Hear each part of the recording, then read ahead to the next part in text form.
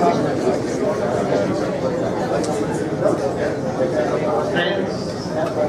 welcome to the third session. It seems we are doing very well. We started with a perspective presentation, the keynote address, then the strategic overview. That session started the engagement through discussions and very important questions and comments raised from the floor. And the last session on the three instruments, investment, maritime realm, investment and cyberspace, that took the discussion a step ahead to more concrete channels of how the scenario is unfolding. Now we are pausing a while to reflect. Again, taking some threads from Prasenjit Gaura's to Tansen now, whether the conceptual issues are clear or are we still debating them. I don't think they will ever be settled, but I'm sure there are very interesting dimensions we should pursue. We have two issues already raised during the last day and a half. One is the formulation of our concept, whether it is power or leadership, Varun Chinese corporation. Then the other issue that has come up is it great power ambition, aspiration, what are the possibilities, what is the epoch we are living in, is there any possibility of any one emerging, and this word has not been used too much, only referred to now and then, as a hegemon. Professor Masao finally mentioned that word, and yesterday Shiv Shankar Menon in fact avoided that, and it came up though, because we are talking about something close to hegemony. So this session is promising to continue that kind of discussion and add more dimensions. And I have great pleasure in inviting Professor Tansen Sen, who is a pioneer in the particular branch of historiography on India and China. And his latest book, India, China and the World, opens new vistas for historians and social scientists. He is currently Director, Center for Global Asia, Professor of History, NYU, Shanghai. His topic is Zheng and the 21st Century Maritime Silk Road, the rewriting of history with Chinese characteristics. Thanks. Thank you, Professor Mohanty. I've slightly changed the title, kept it simple, but I've used a Jabin's subtitle here. This is what he proposed about the Chinese rewriting of history with Chinese characteristics.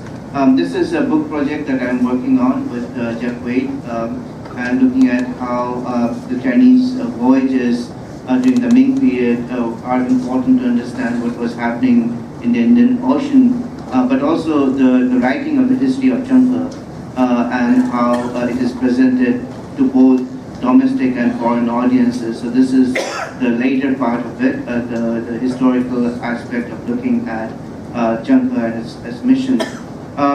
Many of the things that Chikazu Masao has pointed out are relevant here, especially her use of the term creative management of South China Sea and the Indian Ocean aspects of Chinese foreign policy.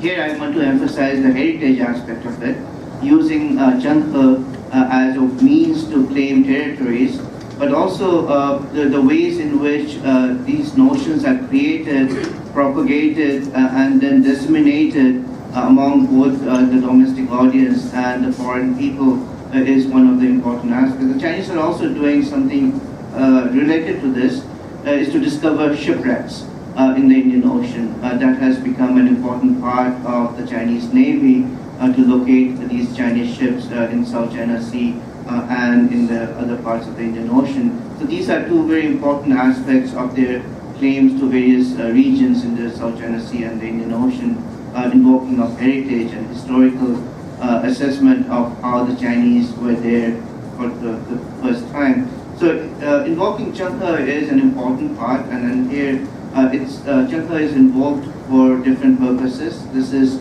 how it is, the voyages itself in the early 15th century were important evidence of China opening up to the world.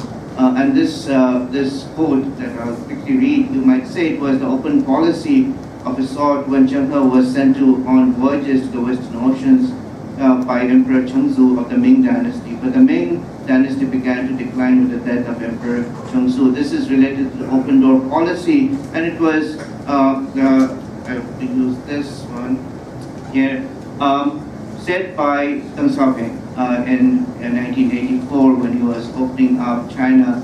So the open door policy is connected to Changhe missions as well. During the 600th anniversary of Changhe's mission in 2005, Changhe was again invoked as this kind of peace and harmonious mission, nothing but commercial and trade. So don't be afraid of us. We come with trade and diplomacy. This is the way in which Changhe is looked at, both by the Chinese government and the school textbook that I'll show you later on. And later on here, we have in the recent invoking of One Belt, One Road, this quote, in the early 15th century, Changhe, the famous navigator of China's Ming Dynasty, made 7 expeditions to the Western Seas, reaching many Southeast Asian countries and even Kenya on the east coast of Africa. These trips left behind many good stories of friendly exchanges between the people of China and countries along the route. This is the current narrative, and this was said recently by Xi Jinping in 2014 at the UNESCO headquarters. This narrative has set in, and my argument is that whatever the Chinese government is doing is also reflected in the academics. So many of the Chinese scholars are using these narrative of Changhe as a messenger of peace and harmony, and how they have contributed to the exchanges in the Indian Ocean. It is not only in the articles written by scholars. Chinese textbook also propagate. So this is a 9th grade textbook where the missions of Changhe are emphasized, and then it goes down to various levels, including in comic books, where Boy Changhe is presented in Yunnan, where there is no sea, as learning how to sail, how to navigate, and then this is a story that is presented to children. So it's not the government, but it goes down all the way to the kids in the schools learning about Changhe as an important figure. And I also just came up with this, a very recent propagation of Changhe's story, where in Xiamen, Marco Polo Changhe Academy, I had not heard of this, is promoting the study of Changhe among foreigners. So I don't know who these people are, but they were people from India who participated in this summer school. So this idea of Changhe as part of Chinese heritage in the Indian Ocean is propagated in different levels, and it goes through from the top down to various members of the society and including foreigners. Why is this relevant? It is relevant in the current diplomacy and foreign policy because the charts that were perhaps drawn during the Changhe missions are used for territorial claims, especially in South China Sea, how the islands were actually discovered, named by the Changhe missions, and therefore we have claim to this mission. So this is the claim that is made by both academics and Chinese diplomats. The Changhe missions were the first ones to reach these islands in South China Sea, and we named them. Just to summarize what all these are with regard to invoking the Changhe missions. First of all, Changhe missions are indicative of China's open door policy. It is to promote Changhe as a messenger of peace and friendship. Changhe, according to these narratives, embodies the Chinese Islamic heritage, which I won't go into. This is a very important thing, bringing in the Islamic network into the story, since Changhe was a Muslim, but he was a Buddhist more than a Muslim. Chang'e provides evidence of territorial claims in South China Sea region, and I'll focus on that part, the fourth one, how it becomes part of the territorial claim narrative. But looking at the story of Chang'e actually, and this is what Prasenjit was mentioning yesterday, that I don't see it as a mission of peace and harmony. If you look at some of the use of naval power, it's quite wide-ranging, the places where armed conflict actually took place. And there are other sites where military or naval display took place. And it's quite amazing to see how these displays of power and the use of military arms was quite massive and in large scales in a number of places. So if you look at the map of where these military actions were taking place, it took place in Palembang, in Sumatra, it took place in Sri Lanka, it took place in places in Malacca, for example. It took place, the display of naval power took place in Bengal. It took place in Cochin, Calicut. So these were some of the places in South Asia, Southeast Asia, but also perhaps even to the east coast of Africa. So it's a wide-ranging control of Indian Ocean nodes through various kinds of military actions and replacement of regimes that the missions instituted. They had on the ship some of the most advanced firepower, the gunpowder-based cannons, which came in a little later, but flamethrowers. They had the most advanced weaponry at this time, it seems. And they instituted various kinds of violence, beheading of captured people. This is the person who they had captured in Palembang and taken to Ming China and beheaded him as a public display. This was a Chinese pirate, they quote, and that's the historical narrative that is problematic. According to the Ming sources, these were pirates, but there are other issues that I won't go into where it indicates that he was actually not a pirate, but somebody the Ming court had actually supported previously. What they also did, the Ming missions created alternate nodes in the Indian Ocean, replacing existing sites of interactions with the sites that they had control over. And this took place at the main ways through which Indian Ocean interactions took place. So in the eastern coast of Africa, in Cochin, Calicut, and in the Malacca region. So these were the places, these were the new nodes they were creating. So Malacca was a creation of the Ming. Cochin was also emerging when the Ming missions reached in the 15th century. And Malindi in eastern part of Africa was another port that the Ming seems to have created here. They went on price fixing, especially on commodities such as pepper. It seemed the Ming monopolized the flow of pepper, and they were paying pepper for their soldiers, but they were also acquiring pepper from Cochin and Calicut and Indonesia and circulating and fixing the price. Same thing with porcelain. The Ming port started producing porcelain, which then they sold to various markets.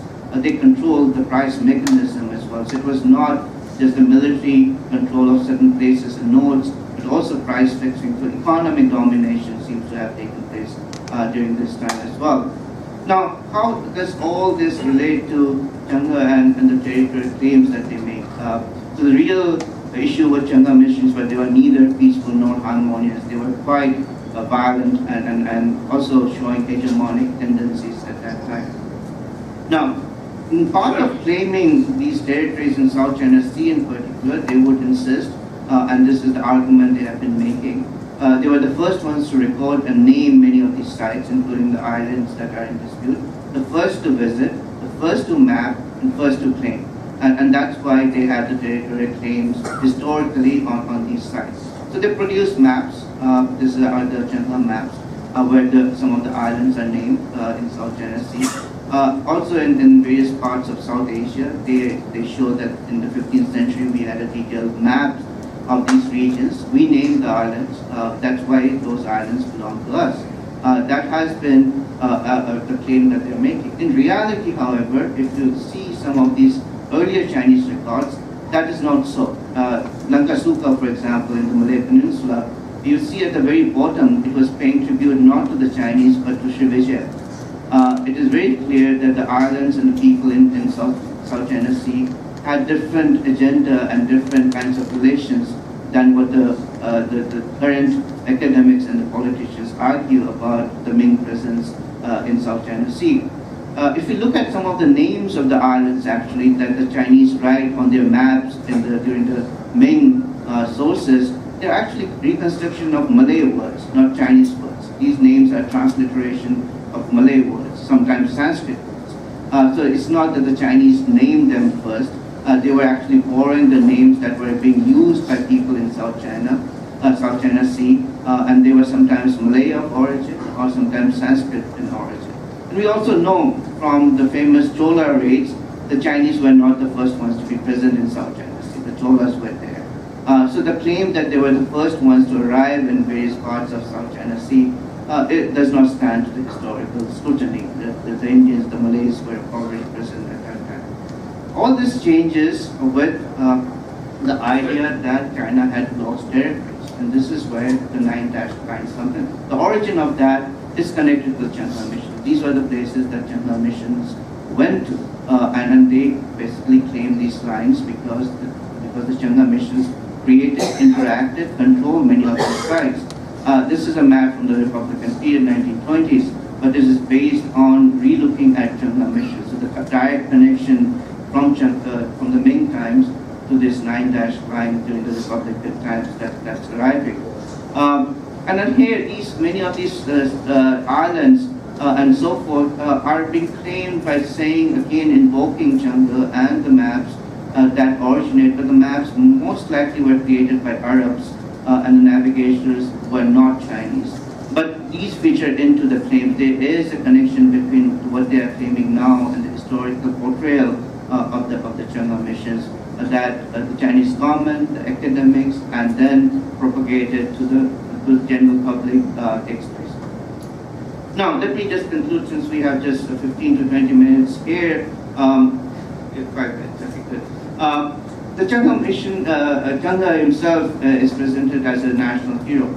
He is a common heritage maker, and this is what is very important. The question I asked Mr. Bilhari is that among the Chinese overseas, Changhua is worshipped.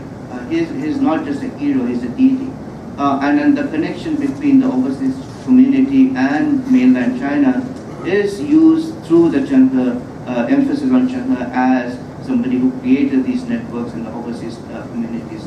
He has become an important member of the soft power strategy the Chinese government uses. But more importantly, in the case of South China Sea in particular, Changhua becomes a proof of Chinese territorial rights. And they invoke this not only in China, but in many places. In Indonesia, when Xi Jinping went to Indonesia, Changhua was brought up. Sri Lanka was brought up.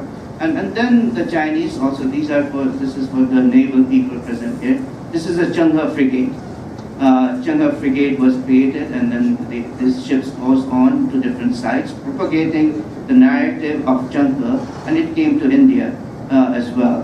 And then this is the invoking of Changhua in India. I hope that the Indians don't fall for the narrative the Chinese government is presenting on Changhua, because it's very, very problematic. And ultimately, it relates to territorial claims as well. Thank you.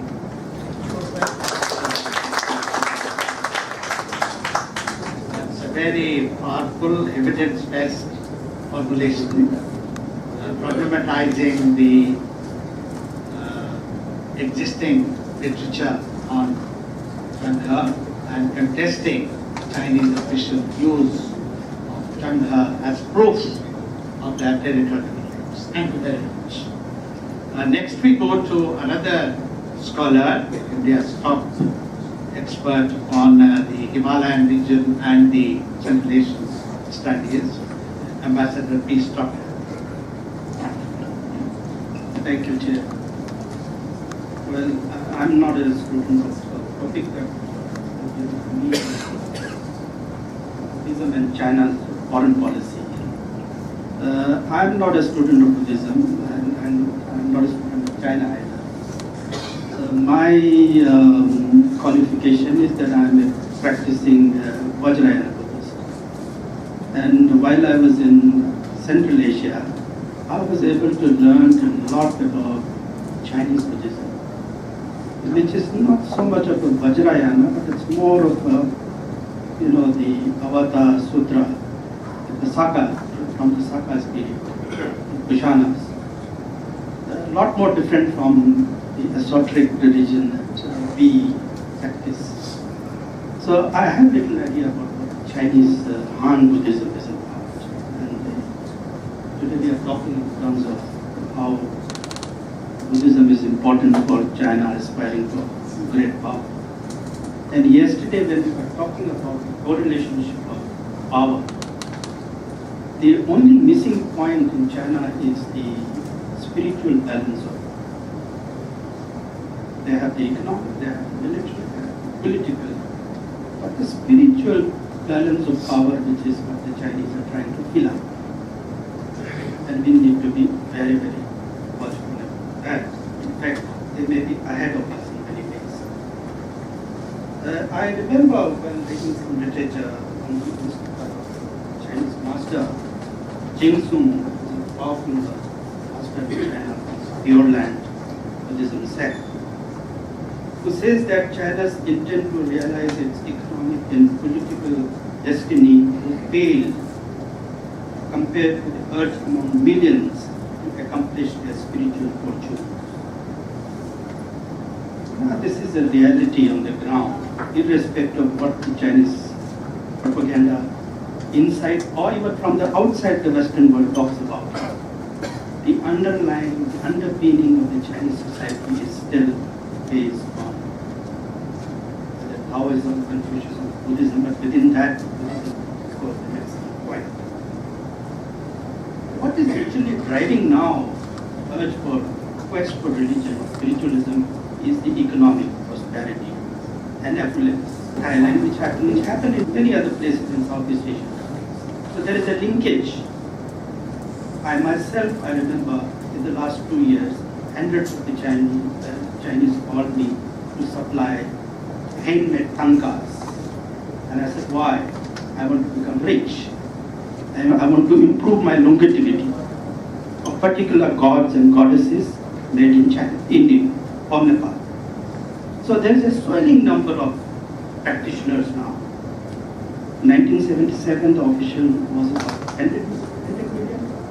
Today, Dalai Lama says about 400 million, but potentially it could be around 800 million.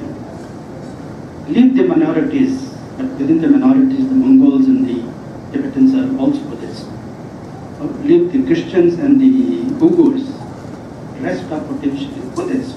They just don't declare. The moment they declare, they don't get promoted. They underreport. In a county, an officer will underreport about the influence of religion in the village because of other reasons. But we know the connection between Buddhism and China. It goes a long way. More than 2,000 years from the Sakas, and it has penetrated so much deep into the Chinese society, into the culture, in their art, in their medicine, in their philosophy, in their intellectual thoughts. It's difficult to separate today. How do you? It's the underpinning of the Chinese society based on the spiritual strength of Buddhism. Taoism is more indigenous, but I think that the manner in which Buddhism has penetrated into the Chinese society in a way, I think it is what the Chinese say, it's a destiny, karmic relationship. So that karmic relationship in the form of the Amitabha Buddha. Amitabha Buddha is the boundless, infinite light, transcendental, unlike the kind of religion that we practice in the Himalayas. It's more about human aspect of Buddhism. They picked up the best practices from India, not the ritualistic aspect of Buddhism from India, even in the 6th century or 7th century. And this Avatamsaka Sutra is so important that they see it as a karmic destiny, compatibility between China and Buddhism. That without China, Buddhism becomes homeless. And without Buddhism, China becomes impoverished culture. So that is symbiotic relationship is the Chinese mind. Can you imagine China without Buddhism? something else, perhaps. So this is what the Chinese believe. It's not that I'm saying. The Chinese Buddhists believe. So it's an indispensable part of Chinese history, identity, perhaps their future destiny also.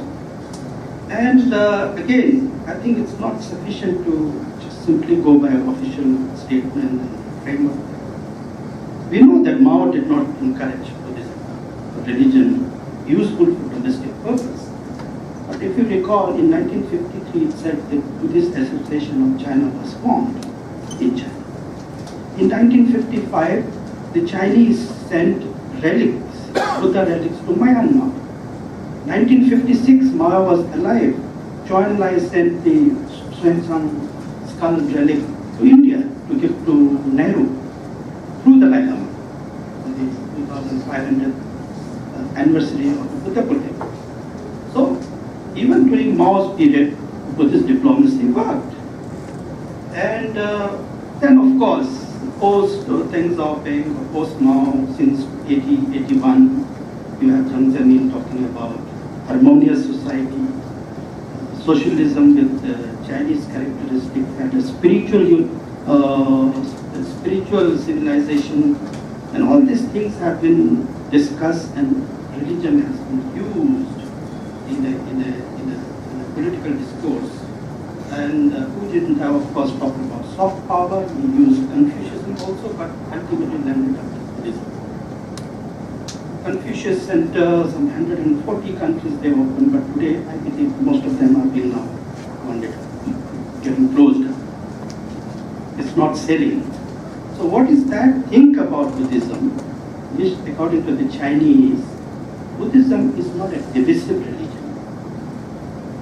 It's a unifying religion. It unites society. It never divided the country.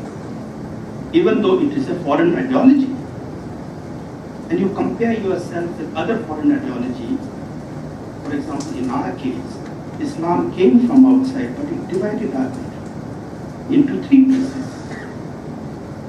Buddhism never divided China. What you call about Tibetan problem is not a religious problem. They call it as an ethnic minority, Uyghur, Tibetan. Here, of course, there is another version which Western countries keep talking about. Importantly, what the Chinese say is that Buddhism has no outside authority to dictate, like Pope, Vatican, like Ummah in Islam. We don't have Vatican in India. Bodh Gaya is not the Vatican. That we can influence the Buddhism in China. China became independent during Harsha period itself. Then the Harshvardhana gave the title of Chakravartin to the Chinese king that time, that you have the right to conduct your own spiritual activities. You don't have to look towards India. So they became independent of India in spiritual terms. So they formed their own local variant of Buddhism. So it's independent. No linkages with this separatism. That's very interesting because it doesn't pose a threat to Chinese territory. And mainly they are talking only in terms of Han Buddhism. They are not talking about the other variant of Buddhism, although during the Qing dynasty, yesterday they can speak in different languages. In Manchu, the Mongols, and the Tibetans have been incorporated. In fact, some of the Buddhist variety that we promote is the Qing dynasty Buddhism. So that's very interesting how it operates. Economic relevance, how the investment during the economic reforms era, investment came through the Buddhist channels from Taiwan, overseas Chinese, from Hong Kong. I can tell you a number of people who played major role in Taiwan. 40% of Chinese foreign investment came from Taiwan. And all through powerful Buddhist channels. Central theme in the Buddhism is the charity, Mahakaruna, merciful.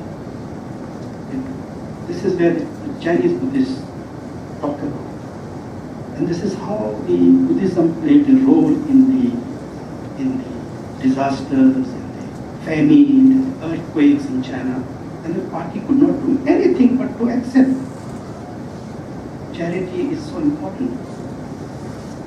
It is a buffer against the spread of Christianity or Islam, which they consider is an imperialistic tool for foreign threats, including terrorism, is linked with external threat, but not Buddhism. So, and finally, it's good for international relations, harmonious society and harmonious world, domestically and externally. Therefore, what you see now is the Buddhist diplomacy is conducted in three forms. One is the sponsoring of international conferences on Buddhism. B is on the relic diplomacy, the truth diplomacy or the bond diplomacy. Third is the connectivity with the sanghas, whether it is main sanghas of Asia or the Bhikkhuni sanghas. Chinese are spread everywhere today. I'm not talking about Southeast Asia alone, even in our own land. Chinese may have got connection with our powerful centers. That is extremely interesting, and I can talk about this. But initially they started with the immediate neighbors to soften up. In fact, there is no problem between the Taiwanese and the mainland Chinese in terms of culture anymore. It's just the state political aspect of it. Most of this thing has been softened up in Hong Kong and other places. So they have a deep experience now in Buddhist diplomacy to international relations. And I agree that China's external ambition are linked to domestic goals. The more China promotes Buddhism outside, it has an appeal inside. Because of 92% of Han still cherish Buddhism. Now, Xi Jinping has been trying to globalize Buddhism. And they want to take the patternship, leadership over Buddhism, which is again a big problem. And I don't want to go into the association between Xi Jinping and Buddhism. It goes a long way when he was only 29 years old. Now he was influenced by a Buddhist master. But he is instrumental since 2005, 2006 in globalizing Buddhism. And it is linked to his dream, China dream. That is the selling point today. And I don't believe that he's using Buddhist philosophy to spout any wisdom. He's simply using it for his own self-glory, to prolong his rule, to save Communist Party, to take care of the falling standards of moral values among the Chinese because of the social economic problem. And there is an ethical part of controlling the party through Buddhism. It's been added now more. So these are very, very important things happening, and perhaps it is something very close to what President Putin of Russia tried to do. Moral legitimacy. By accepting the Orthodox Christianity in Russia, Putin has been able to that I am the leader of the Slavic world. Putin may be, I think Xi Jinping may be doing the same thing without even tinkering with his fundamental socialism. So, what do we do in this thing? Especially in South Asia, it's becoming very dangerous. Xi Jinping is linking Buddhism with Belt and Road Initiative. Actually, Belt and Road is more about the political geography of Buddhism. Whether you talk about Lumbini with the railway, whether you're talking about Hambantota in Sri Lanka, maritime route, there's so many things that are happening, and it's difficult to even keep track of. Now I can tell you a number of things what they're doing in Sri Lanka in the name of Buddhism, surely for political purposes, but this is how it's happening. Myanmar, for the 5th time they are sending the relic, Buddha relics to Myanmar, and it's been received by the highest authority. despite all, I don't know what position this association of China has taken on the Rohingya issue. Have they sided with the Buddhist Sangha of Myanmar? I really don't know. But there are a lot of things happening between the Burmese and the Chinese Buddhist thing. CPEC, again, how they're encouraging the Pakistanis to revive their Buddhist linkages. You know, the Gandhara trial of Lahore, Takshila, Kandahar. How the Sri Lankan monks are taken to Takshila, to Buddha Purnima. How the Bhutanese monks are taken to Swat Valley, to the Saidu Sharif monastery for the last 2 years. And I saw recently, I was in Bhutan, how a company from Nanjing built this 169 feet big Buddha statue in Thimphu, which is again a lot of discussion has taken place. Of course, it has been funded by ethnic Chinese from Singapore, Peter Teo, because he was suffering from cancer. He donated entire 30 million for this Buddha. The point is, the Chinese are taking a lot of money. Bangladesh, recently they captured the ashes of Dipankar Atisha, who was the vice chancellor of Vikramshila during the Pala dynasty in the 10th century. Nobody knows in India whether Vikramshila, Dipankar Atisha was such a powerful man. Chinese have spent $5 million already in Bangladesh. Atisha was supposed to have been born in the Vajrayogini village of Vikrampur in Bangladesh. Now this ashes has been brought to Bangladesh and they are building a memorial, again by the Buddhist Association, Chinese. Mongolia, they are trying to say that Mongol Buddhism has linkage more with the Panchen Lama than Dalai Lama, which is true. Tashi Lhunpo is more of the Panchen. So they are trying to create that rift, and it's impacting on the Mongol Buddhism. Now, the Mongols who are coming to India, to Dharamshala, are saying, no, this text is not enough for us. We need to add the other one, the Tashi Lhunpo version. I think that yesterday people talked about the tributary system. Taking this cue from the imperial thing, they may be spreading this Buddhist network even in India, across the Trans-Himalayan region. Everywhere Buddhist connectivity is being now rebuilt.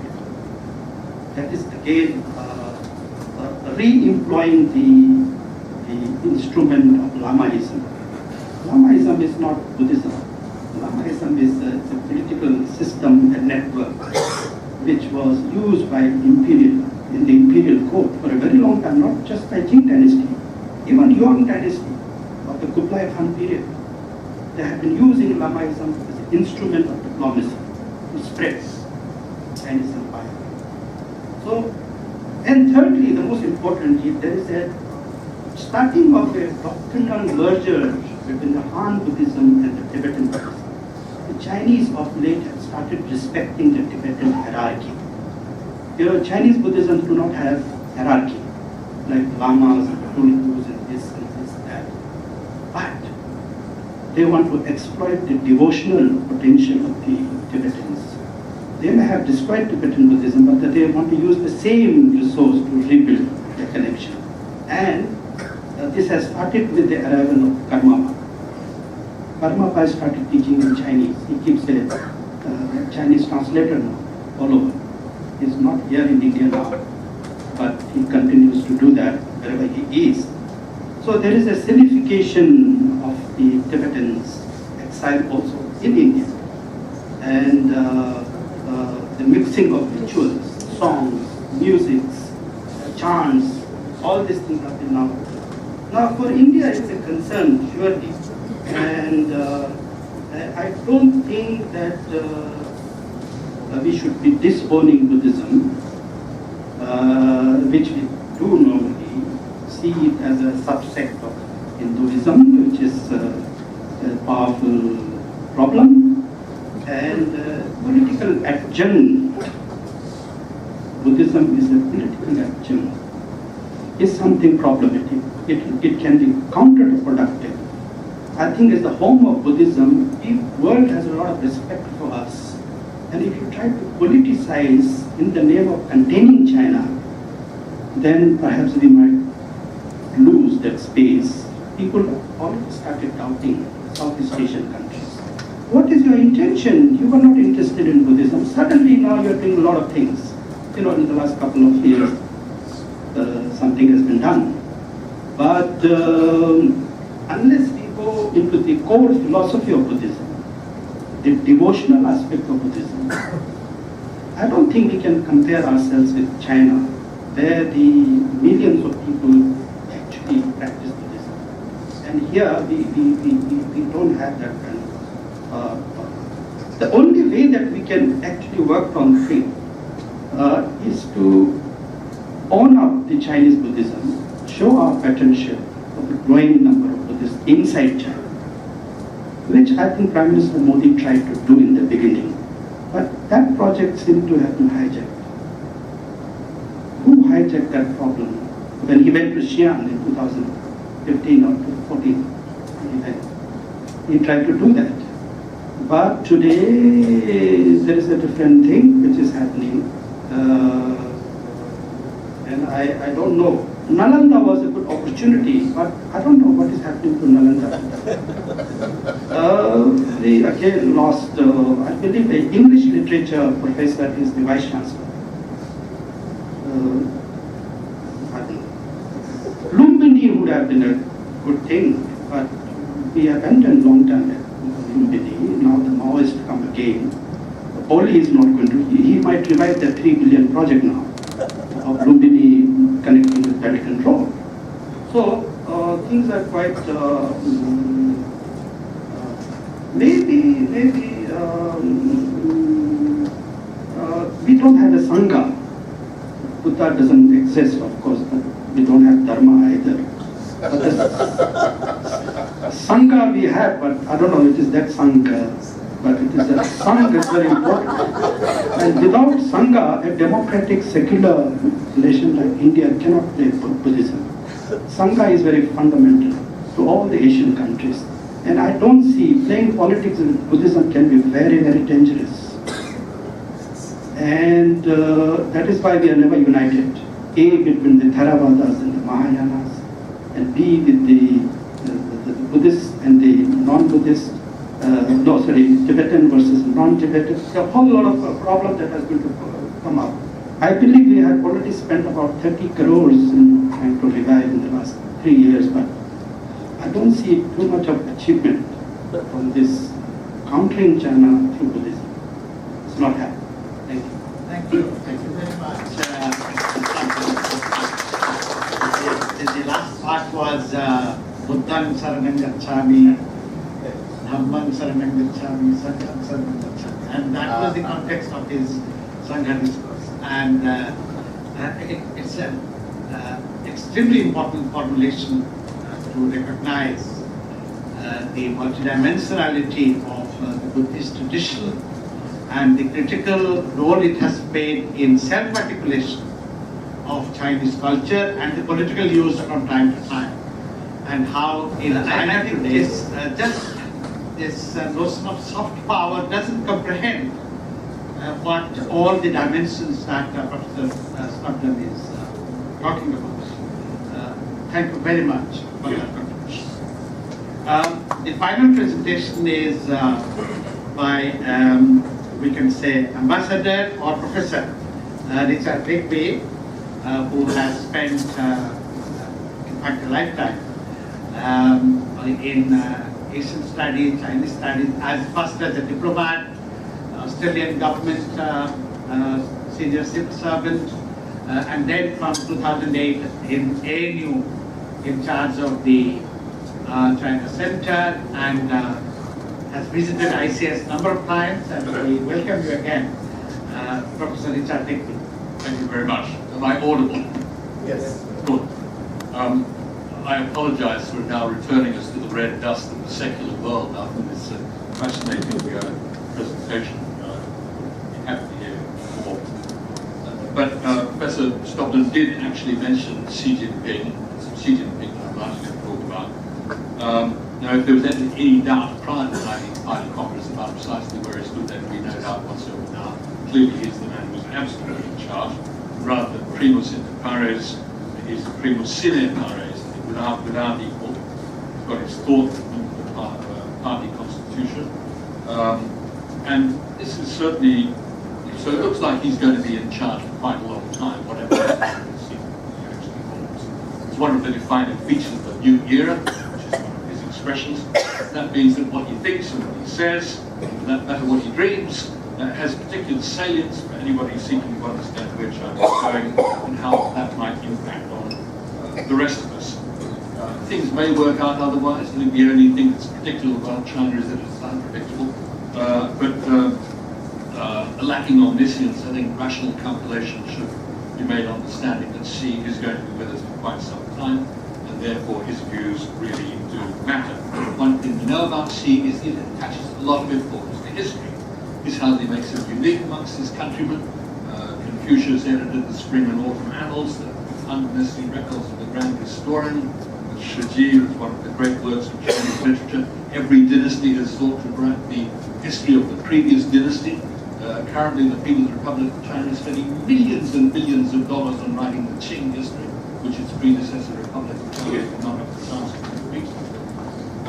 Owning the historical narrative is an important part of establishing one's own claims to legitimacy and establishing a point from which to determine one's own path. And of course, if the historian gets it wrong, the cost can be great. Sima Qian was only one of many Chinese historians who discovered to his cost just how expensive getting your history wrong could be. We know that Mao was steeped in Chinese history and Chinese literature. The same could not be said for Deng, for Jiang, or for Hu. But for Xi, this is clearly an important part of what he's doing. And while his personal knowledge is nowhere near that of Mao's, he does at least understand the uses of history. He has advisors who can fill the lacuna in his knowledge. Of course, it's a very particular sort of history, but there are two features stand out. The first is the very broad notion of the grandness of the Chinese past, 5,000 years of brilliant civilization.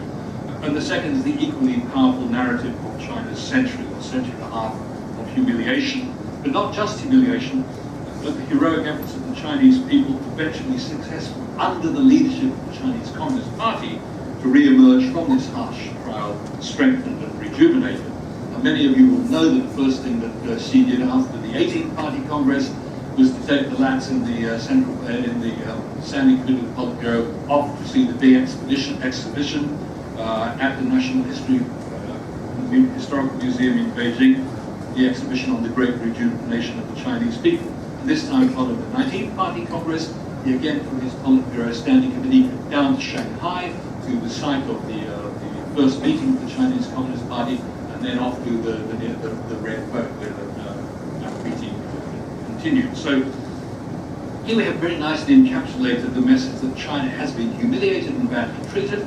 Nobody should deny that, but that it has now risen and will never again allow itself to be subjected to such behavior by foreign powers. And that the condition for this leadership, is leadership by the Chinese Communist Party, now and into years yet undefined in the future, under the leadership of Xi Jinping himself. Another phenomenon that's become apparent in recent years, particularly during the period of President Xi's leadership, is that more and more China has been doing what has until not all that long ago been primarily a Western thing, the vision thing, especially a US hallmark activity. And without a doubt, the victory of the First and Second World Wars in the Cold War, an important part of that was the ability of the West, broadly speaking, the US in particular, to come up with a sort of a vision, a moral vision, if you like, which was superior to that of others on offer, something that could inspire people, which many people would sign up to.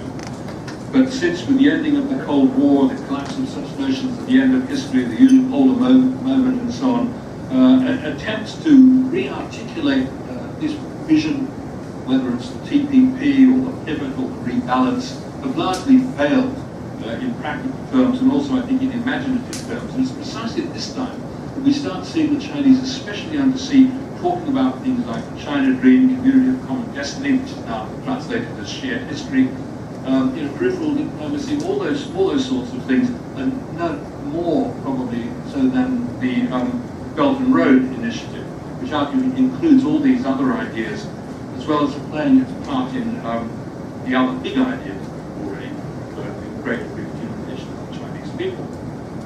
So this move towards playing a greater conceptual and imaginative role in China's part has been several decades in the making.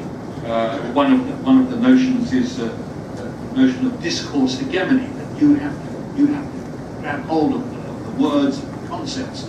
This goes back into the 80s when young Chinese new leftists rediscover the works of Gramsci, that it's developed through the 90s, the early part of this century. It blends in with the Confucian ideas, particularly the ideas of the rectification of names, the Zhengming, and more and more we see this being reflected not just in intellectual discussions, but increasingly the way in which China thought and spoke about more practical, political and diplomatic issues.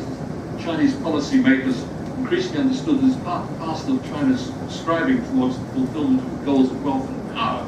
It also needed to take greater ownership of the ideas, the language in which they're expressed, and took up more of the duties of a major power.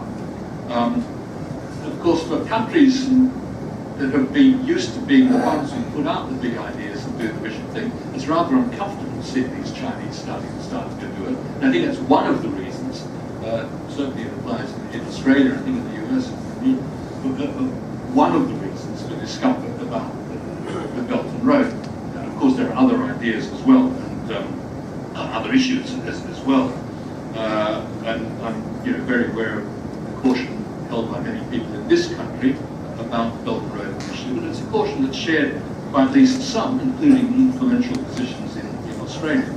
One of those consistent themes of China's history of humiliations of the First and Second Opium Wars onward has been the search for wealth and power, a slogan which borrowed from Japan of the Meiji era, which every single Chinese government administration has sought from the 1860s, 1870s on, whether with the self-strengthening movement or the reformers of 1898 or the constitutional monarchy, the new governance under the last years of the Dowager Empress, Sun Yat-sen, various Republican attempts to do this, including very successful attempts by the national government between 38 and 28 and 37, which are unfortunately brought to an end by the war with Japan, and then again under the communists in various forms, sort of a moralist, Soviet-style central planning, and increasingly loopy Mao's version, and then opening and reform, and arguably we're now moving to another era as well. But the goal in each of these has been wealth and power. How do we best achieve these things? But interestingly, some Chinese scholars are now realizing that what did we take the big goal as wealth and power? Not actually goals. They're means to an end. What do you actually want this wealth and power for? What are you going to do with it? And I think that's one of the big challenges for all of us seeking to understand China. What is China going to be doing with this? And the answer obviously we don't know.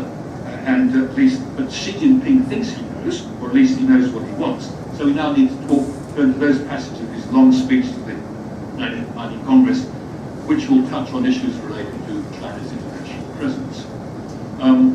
The first thing to note, and this was a point made yesterday, that most of this extraordinarily long speech is devoted to domestic issues. It's not about foreign policy.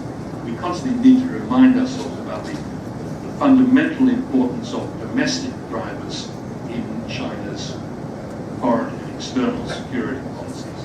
But at the same time as China's presence grows increasingly regionally and globally, the old distinction between what is domestic and what is international is increasingly blurred. I'll jump over a good deal of this because many people have actually read the speech. And the speech is actually rather bit of a curate's egg, even of the foreign policy stuff, because if you read the way it's been covered in international media, you've got many takes. Some people portray it as something which is really scary, other people portray it as something which is actually relatively moderate and some people think it's very boring. But nevertheless, boring or not, it is very important.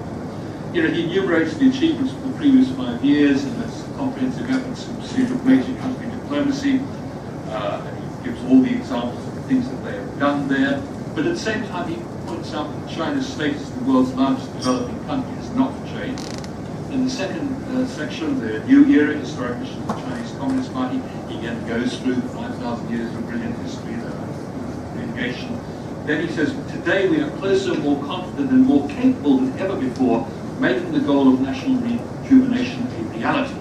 At the same time, he warns that the party has to do more to safeguard China's sovereignty, security, and development interests, and staunchly oppose all attempts to split China or undermine ethnic unity, social harmony, and stability. He talks about the need for a strong military. Again, while talking about the need for a strong military and military to win wars, he also underlines the importance that the world forces, as described, are forces that obey the party's command. The thought also clarifies the role of major country diplomacy with Chinese characteristics, talking about a new type of international relations, building a community that will share the future of mankind. And glossing over that, again, he talks about the Chinese dream, but claims it's connected with the dreams of other countries as well. And it can only be realized in a peaceful international environment and under a stable international order. That's the positive side of the ledger, if you like. Hong Kong, Macau, and Taiwan contains little that is new, which I think is probably a good thing. I think the language on Taiwan, of course, he doesn't resile from unification, the ultimate goal, or for the 92 consensus, but not otherwise. The language is, I think, reasonably moderate. Then he goes on about following a path of peaceful development and working to build a community with a shared future of mankind. Again, there are some old friends there. Pan Shishila comes back. He talks about new positive developments, global multipolarity, economic globalization, IT application, cultural diversity. He also pointed out growing instability and destabilizing factors, insufficient energy and global growth, widening gap between poor and wealthy countries, hotspot issues, unconventional security threats, and climate change. He argues, and who is to gainsay him, that none of these issues can be addressed by any country alone. No country can afford to retreat into isolation, after that's to bring towards. And there's a lot more, and I could go into detail, but I won't because of time. But you can pick out things that are scary, and you can pick out things that are positive, because it does contain both. I mean, for instance, let me just use this one little group of sentences to encapsulate that. China, his quote, China will never pursue development at the expense of others' interests, but nor will China ever give up its legitimate rights and interests. No one should expect us to swallow anything that undermines our interests. China pursues a national defense policy that is in nature defensive. China's development does not pose a threat to any other country. But then, no matter what stage of development it reaches, China will never seek hegemony or engage in expansion. But that, of course, is by China. The report concludes with where most of its focus is throughout, which is primarily domestic, but nevertheless the exhortation with which Xi seeks to encourage and inspire this, in essence, is that we are big, we are old, we are reviving, we are many, and we are resolved. The implication of all of that is pretty clear. There's a lot more I can go into, I won't. Just summing up, just a few observations. First is that whilst he sounds tremendously confident and does indeed convey this impression in his public appearances, things are not all going China's way. I mean, particularly the Korean Peninsula remains a huge problem. In fact, a great embarrassment for the country, which puts so much emphasis on successful pursuit of peripheral diplomacy. This is a major problem on its own doorstep with massive implications for China's own security. Even as it seeks to improve relations with Japan, at least to some degree, the territorial and broader strategic issues remain unresolved and are likely to do so. This audience had hardly point to the continued border issues with India, again with wider strategic implications, and China's obvious unhappiness with the Indo-Pacific concept, which we in Australia are hearing a good deal about at the moment, or revival of the Quads arrangement. Good personal chemistry between Trump and Xi, notwithstanding the China-US relationship, including both its strategic and economic aspects, presents significant problems for both countries, and of course for countries like Australia, for whom this bilateral relationship between the US and China is the single most important determinant of our own overall security requirements. This is really, really important. Second, there's a contradiction between what Xi has been saying about openness and globalization ever since his appearance at Davos last year, and the reality of what foreign investors and businesses may and may not do in China. Third, there are the massive challenges that Xi and his government face domestically, and the degree to which their time is going to be continued to be taken up addressing these issues, which may be no bad thing. Fourth point, there is the ongoing ideological tightening of Eastern universities, crackdowns on civil society, including on lawyers, journalists, NGOs, activists, all sorts of non-approved forms of religion. It's a very, very long list. Again, I take this as a reflection not of strength, but of a sense of vulnerability on the part of the authority. Now, Xi may have his China dream, and he does, but knowing the individualistic and rambunctious Chinese people, as I've had the pleasure of doing for some 50 years, I would argue there are at least 1.3+ billion China dreams, not just one. So that brings me back to my final point. What sort of China would we like to be facing in the next century, if we make it?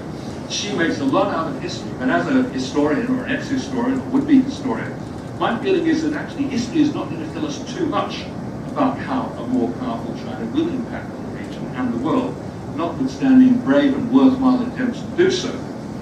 I think the circumstances of the contemporary world are just too different for models such as Tianxia, all over heaven, the tribute system, to have much salience. We are indeed, to use Xi's terms, moving into a new era, but not necessarily on Xi's terms. I suspect it may well be something quite different from what Xi is dreaming of, but for now he is the man in charge, hence I hope the relevance of this little presentation. Thank you very much. That in fact ties up the other two as well. Yes, history has been so relevant, but there are different readings of history, contestations on your readings of history, whether you take Shanghai expeditions or Buddhism, just two examples, or the characterization of the 5,000-year history. The vision as spelled out, articulated from time to time, and this is yet another articulation in the 19th Party Congress report, can be also read differently. And therefore, there are multiple possibilities of the vision. Thank you very much. And the strength and vulnerability with which you concluded, that was very helpful as a pointer to the kind of discourse we should take home. Well, we had 3 excellent presentations, and now we have half an hour for discussion. Yes, a friend from Germany. Yes. Thank you. Thank you. Thank you. Thank you very much to all the panelists. That was extremely exciting and gave us many insights.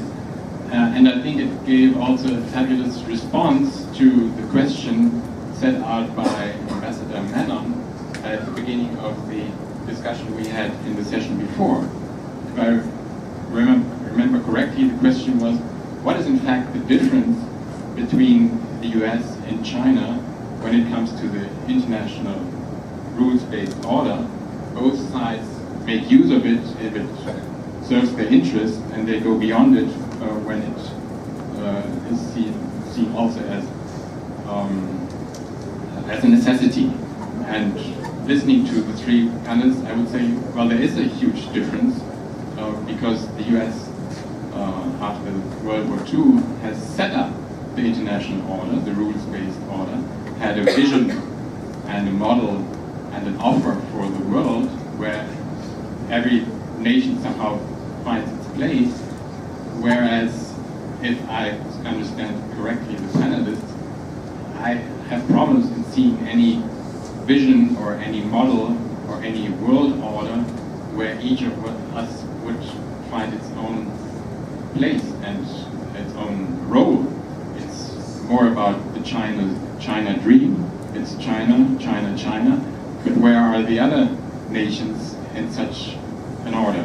But looking at your faces, I think there might be different interpretations. Thank you. Some point will respond to that. Okay. Yes,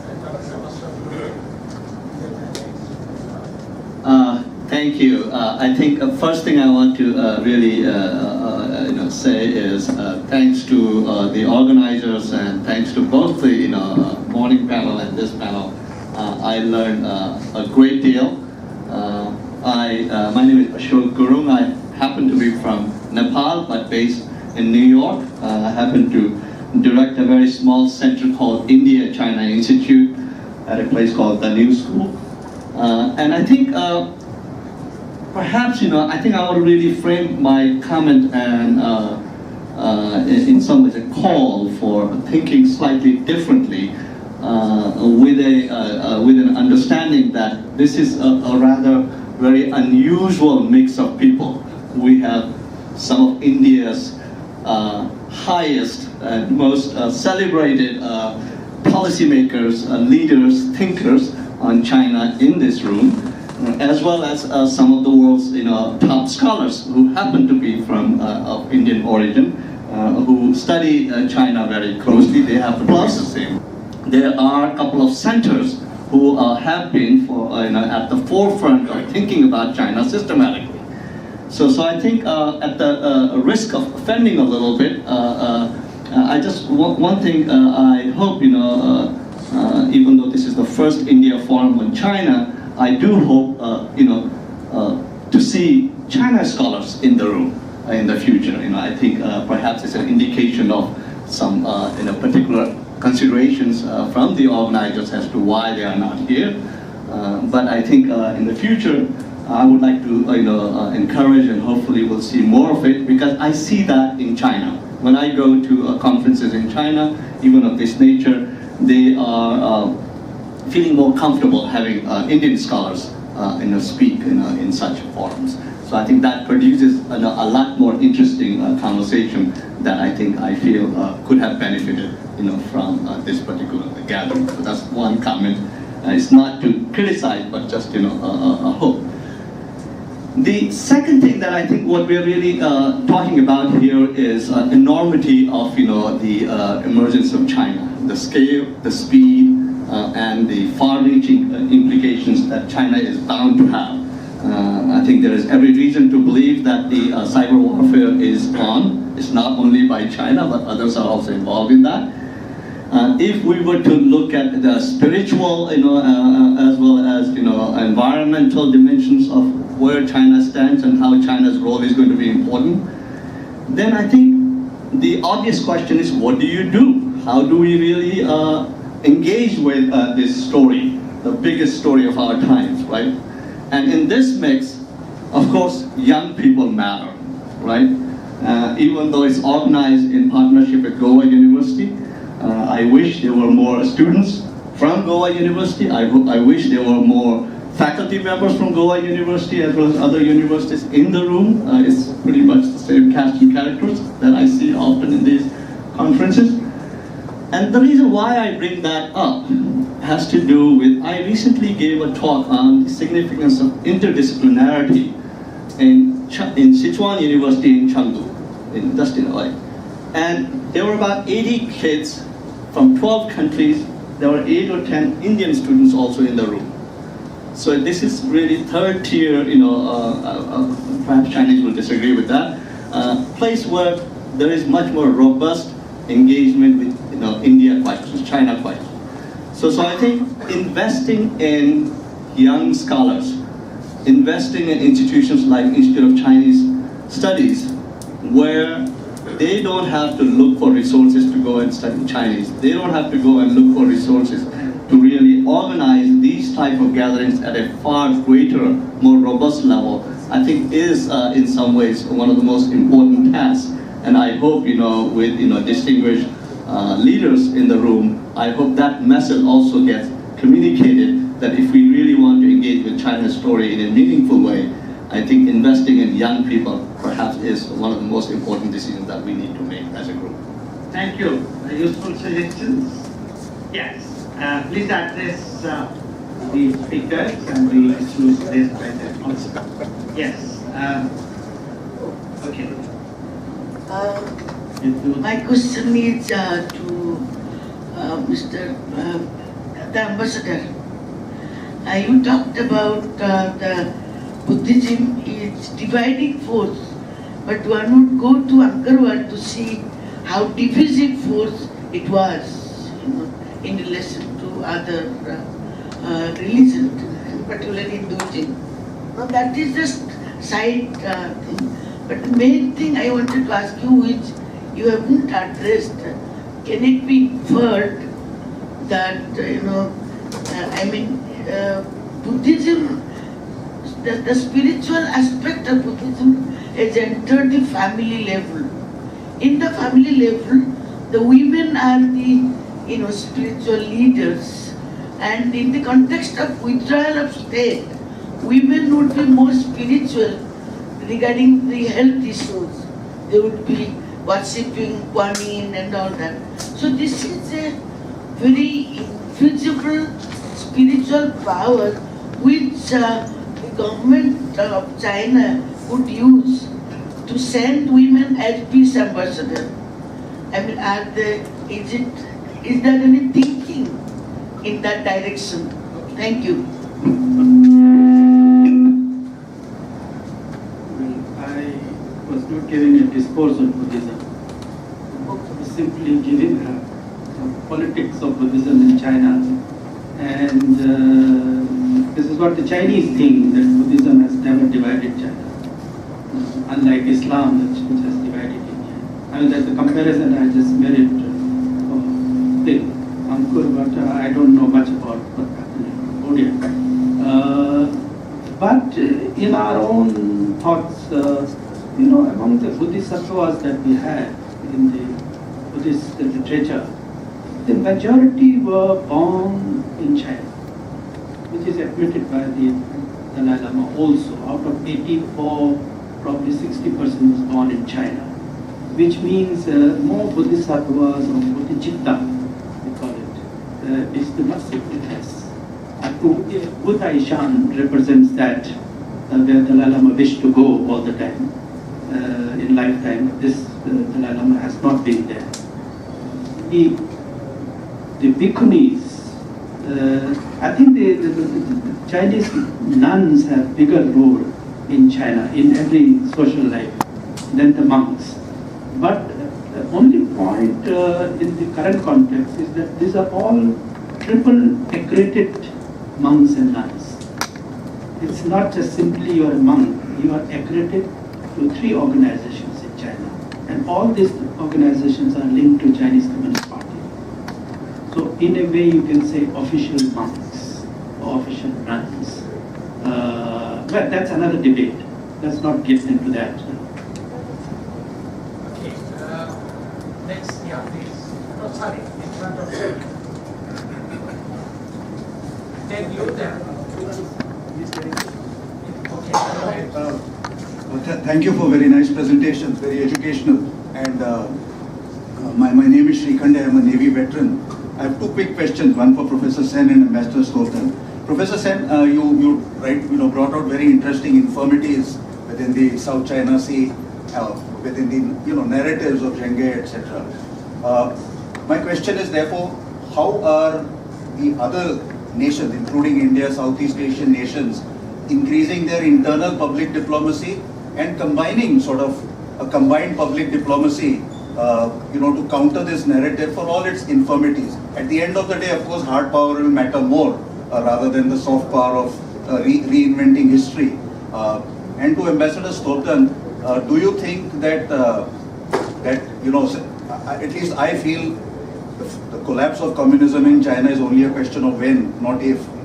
And if whenever that happens, do you think the harnessing of Buddhism will continue to provide even a better substitute than political communism as a spear of influence, as a spearhead of influence, rather than at some stage political Buddhism as an instrument of considerable influence? Thank you. Suggestion is we collect a few questions. Next, Good afternoon, sir.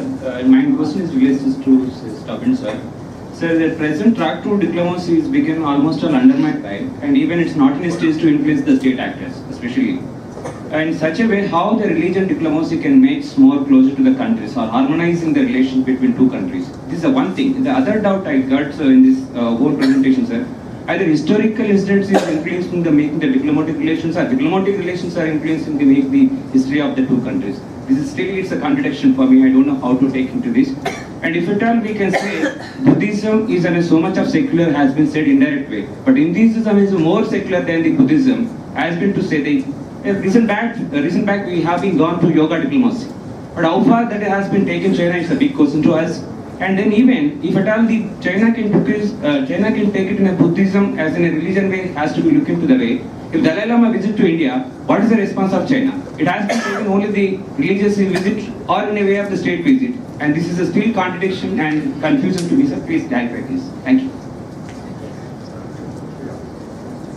This is to Professor Tan Singh Sen.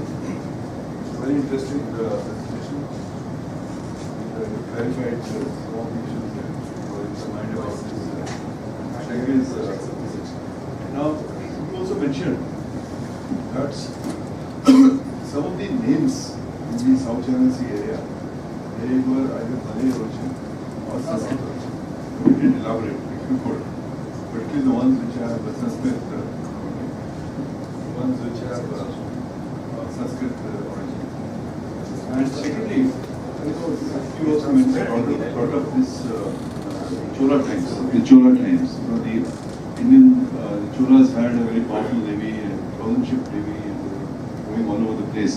But I think this, whether there is some detail and whether some research has been done, more focused, detailed research on this Chola thing, so that we can really compare and perhaps that would help strengthen the or counter this narrative which the Chinese are.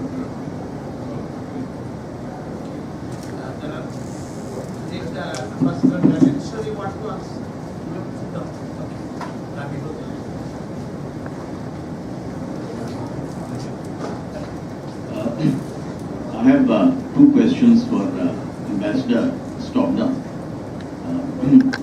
based on two very interesting little quotes you had there in your presentation. One was what you call the spiritual balance of power in China, and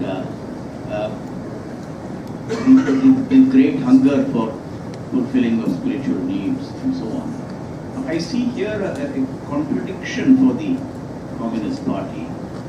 On the one hand, Xi Jinping has isolated what he calls two contradictions. One of the contradictions is the difference between unbalanced growth and what he calls the ever-growing needs of the Chinese people for a better life.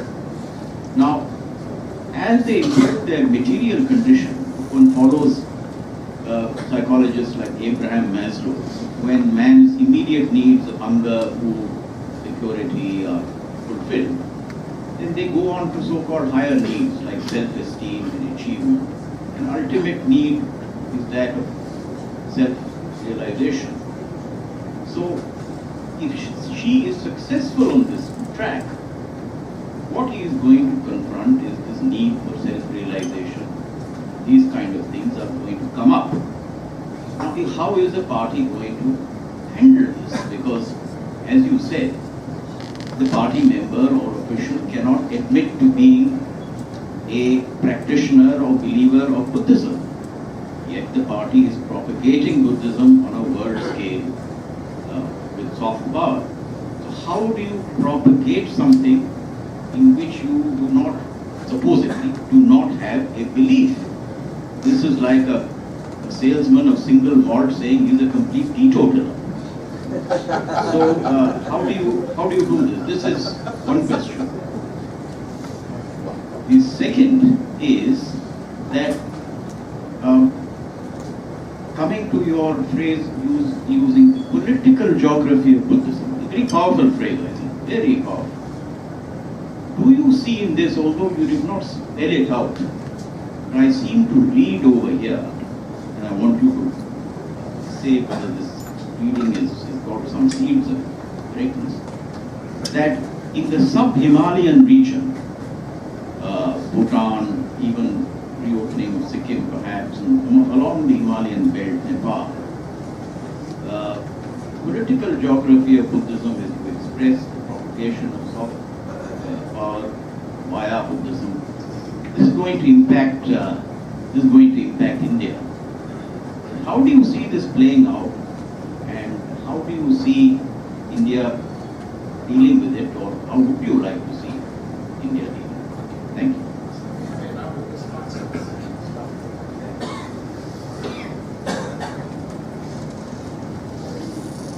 First question, who was asking?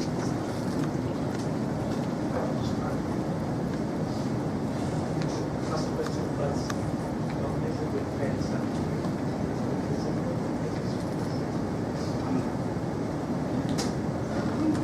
There is a belief again that communism and socialism thrive on the fertile ground of Buddhism. Now, there is very, very little difference to separate between communism and Buddhism. Both are talking about equality and justice.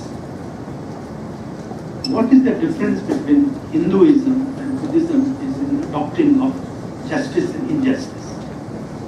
Well, let's not go into the doctrinal aspect of these differences. But to say that after communism there will be far more dangerous thing, I don't see that contradiction coming. Somebody talked yesterday how beautifully they adapt change. You know, how economic might can be transformed into spiritual might. That's a very dangerous thing. And the economic might, the military might, and the spiritual might. And mind you, it is not vis-a-vis India. It is vis-a-vis United States. That they want to dominate the world through other means also, not just economic. I think there's very little concern for us here. I would say whatever China does it in the context of the United States, changing the world order, even in that context, not so much of regional. Of course, those things is definitely considered. But in the track to diplomacy, I think Professor Tan Sen should have been speaking on this subject more than I do, because I'm not a student of Chinese history and Buddhism. But he would know what are the initiatives that are coming from China, and that every initiative that comes from China has been shot down by us. We're just pushing them back. I was attending a conference in Bangalore, and there was a very clear voice came from important people that a Hindu India and Confucius China can coexist. But there should be no space for Buddhism either in China or in India. That was a very powerful thought. I really don't know how to interpret that. There was, this kind of a thing. My point is that if we do not handle these discourses carefully, this is what the Chinese are doing. They just don't want to control the leadership of Buddhism, but also control the discourse within Buddhism. That's interesting. And so far, I have no idea. Of course, they have penetrated into Tibetan Buddhism, as I mentioned. I don't know about Dalits, the Ambedkarites. They have the money, they have the discourse, they have the ideas. That would be an interesting thing for us to challenge and deal with. Thing. Realization, yes. If you recall, Xi Jinping understood the pain of aging population. How he abandoned the one-child policy. It's a new adaptation to the changing situation. And that does not come from the Communist Party ideology. Communism and communist leaders in 1950s never thought about the social fallout of the one-child policy. But Xi Jinping is able to arrest that. The beauty about the Chinese system is if there is no revolution outside the party, they create revolution within. So this 19-party Congress, rise of Xi Jinping as a co-leader, is a sort of a revolution within. They must come out with the new ideas all the time. Before, unlike Soviet communism, which just got stuck with Stalinist idea. And then the result is, so if you look at the vision now, they are talking about 1949 to 1950 vision. By that time, the Chinese party would be 100 years old. And this Russian, I mean, the Soviet communism survived only about 67 years. So they have this thing, obviously they will try and prolong the life of the Communist Party. In future we are all dead, we don't know what happens to China. It's very difficult to say. Political geography of Buddhism is a concept that many people do not see that Belt and Road is only about connectivity, some railway, like Trans-Siberian Railway or Panama Canal, drawing some railway line and roads and this thing. It's not about transportation. It has a deep philosophical underpinning. And I would say they have borrowed this concept from India. It's just that Indians didn't care about their own philosophy and thoughts. How the globalization of Buddhism took place, it went along the Silk Route, both maritime and land Silk Route.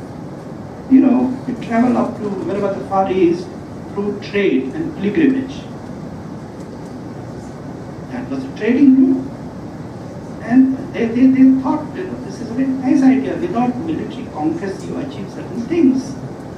So I think with political geography of Buddhism is in the historical sense that we are, I would say it is much more than connectivity.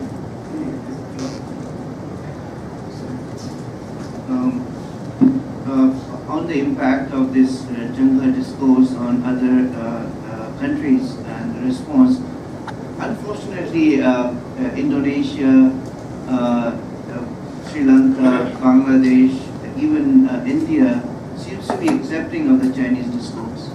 And we see this, especially in Indonesia and Sri Lanka, that whatever the Chinese are saying, they are overwhelmed by the Chinese records on one way, but they don't look into what has actually happened during the Jungha expeditions. And they have accepted, both in the case of Indonesia and Sri Lanka, that these were peaceful missions and the Jungha expeditions came to trade. But the role of violence, unfortunately, neither in the case of Indonesia nor in Sri Lanka has been studied. I think India should also look at it because I think there is some evidence that the Jungha expeditions were involved in the Calicut-Cochin dispute, and there are people who have suggested Jungha actually died fighting there. So I think the discourse that the Chinese are presenting has not been challenged and must be challenged. The names, Srivijaya itself is an Indic name. Bhuja, they have called it. Champa, Indic name. Malay names of the maps of these missions, they are transcribed names. These are not Chinese names of the islands and places in many cases. So the person who translated one of the documents of the Jungha voyages has these mills, is the name of the translator, has these transcripts of the names, and you can clearly see what the Chinese are doing, are transcribing names. They are not naming the islands. Originally, they are using the locally pronounced words for the islands. And these are Sanskrit, they are Malay, there are various other Indic terms that are being used for these places. So the Chinese did not name these places there.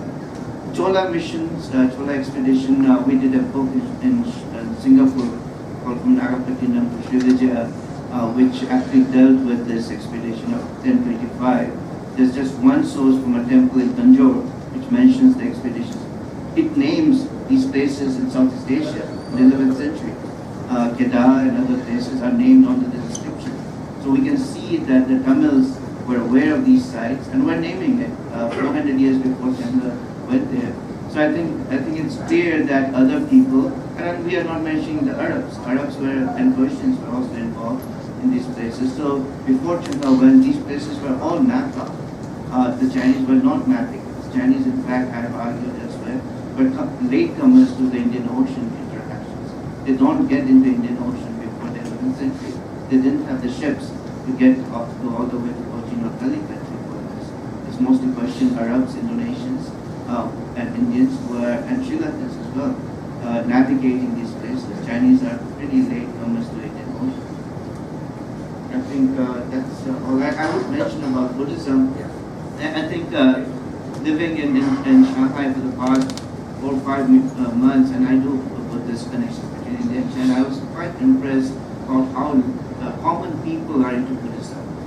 They very much want to come and visit India and Buddhist sites. There are large number. These are not monks. These are lay people, business people. I think we should be facilitating that. I think that's what Ambassador was saying. If India wants to play a cultural diplomacy card, I think the lay Buddhists in China, a huge number of them rich, able to afford to come to India. We should be bringing them to India. I think as far as cultural diplomacy is concerned, we are not doing as much as what the Ambassador is pointing out with the use of Buddhism. We have always failed, including the relic diplomacy. We never did it. The Chinese have done it not only with India but other places. So it's very interesting to see how the Chinese have used Buddhism for diplomatic purposes quite successfully in many cases.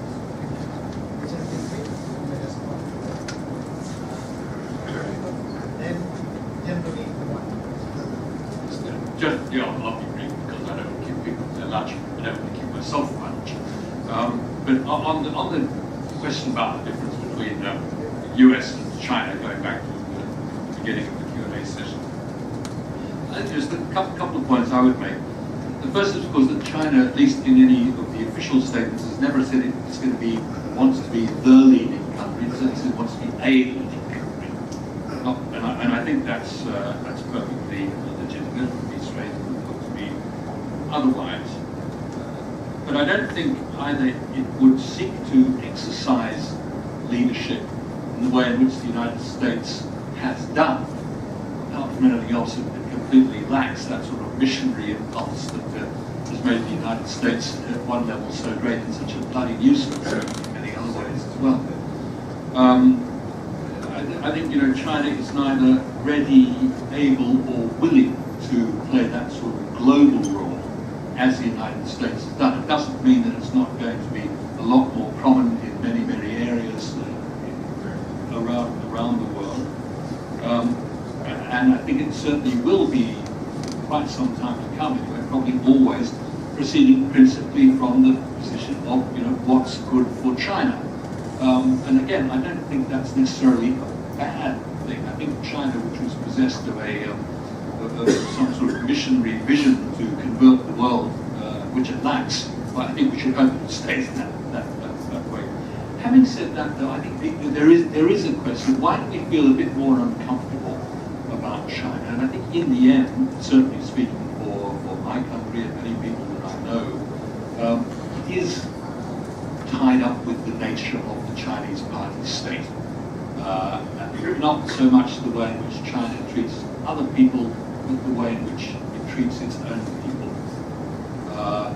And while I think we have to be very careful, particularly representing the foreign imperialist powers, about telling other countries what they should or what they should not do, nevertheless, I think it's legitimate to feel a degree of concern when you see one's fellow human beings not being treated as well as one would hope to be the case. And if I can use a very crude analogy, let's say we're living on a street and there is one man and a couple of houses down the road, maybe. He always keeps his car clean, he sweeps the leaves in autumn, he picks up his dog poo. He's generally a very, very good corporate neighbor, but he beats his wife and his children. And knowing that he beats his wife and children cannot but have some impact on the tenor of the relationship that you have with him. And I think, as long as China, Liu Xiaobo was a personal friend of mine, what happened to him should not have happened. And that's just one of many examples. And I would hope that the Chinese party state is able to make really significant improvements in that area of life, which I think would go a long way to making China's rise something which caused less anxiety than it currently does. Now, these are difficult and sensitive issues, but that's all I want to say before lunch anyway. Thank you very much. I think you'll agree that we had a very rich discussion. And one thing that we have to take away from this panel and discussion is that there are multiple readings of history and culture and religion. And even when a regime propounds an official line, even in those countries there are debates. In China, there are many debates going on various interpretations of Confucianism, Buddhism, impact of Islam on China, Christianity on China, and so on.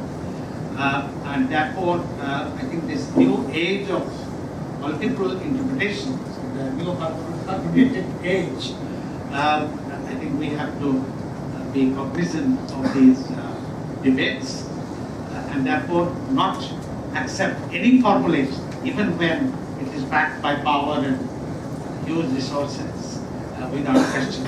Thank you very much. And thank you, Ashok. We will consider those in the organizing committee for suggestions. Very useful. Thank you all very much.